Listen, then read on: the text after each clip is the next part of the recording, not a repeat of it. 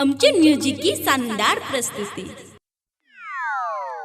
अखन अहाँ सब सुन रहल छी मदनेश्वर स्थान मदना से दुल्हन म्यूजिक की शानदार प्रस्तुति।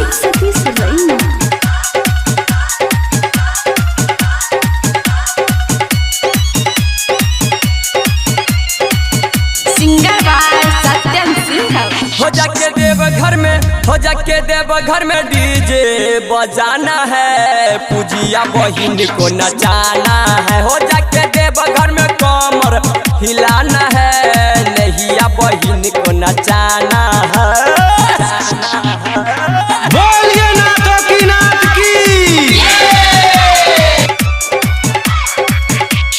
डीजे सुमित सतीश भैमा प्रेजेंटेड बाय दुल्हन म्यूजिक। मिश्री मलाई में नहीं है दम, इसलिए गाजा पीते हैं हम। मिश्री मलाई में नहीं है दम, इसलिए गाजा पीते हैं हम। बोल बम गाना गाना है, पूजिया बहिन को नचाना है। बोल बम गाना गाना है, जुलिया बहिन को नचाना है।